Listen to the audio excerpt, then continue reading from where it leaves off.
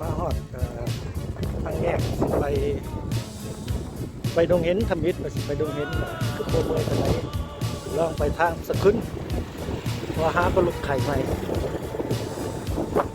หาปลาลูกไข่ใหม่ไปดงเห็นประมาณทางนี้ไปสะขึ้นไปเศร้ามาหาก็ได้60 ลัก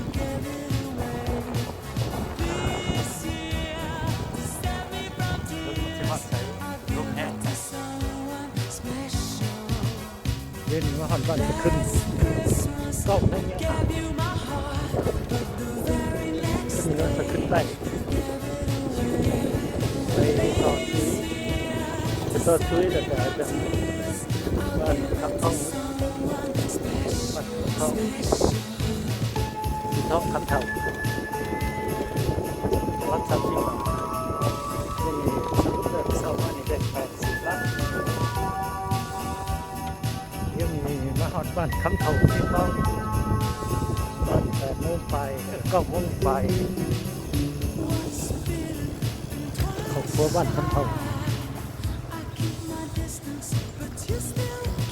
ลมแห้งขนาดเลยมันเหนื่อยลมเหมือนกงใหม่ลมทางที่เราขึ้นไปต่อใ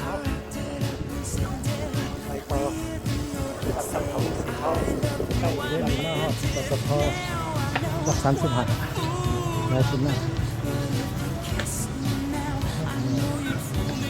ลมแห้งหลายแต่มันเริ่มมาก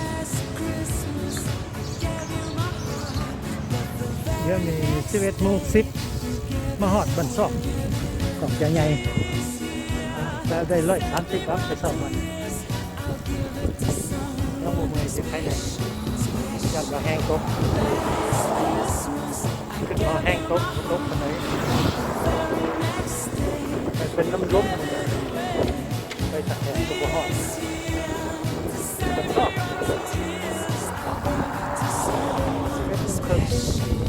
เป็นอันหนึ่ง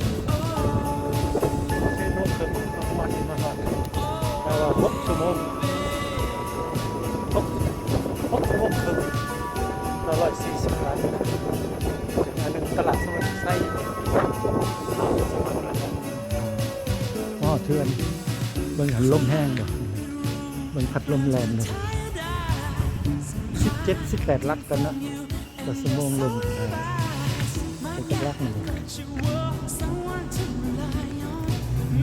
ร้อยทดสอบชั่วโมง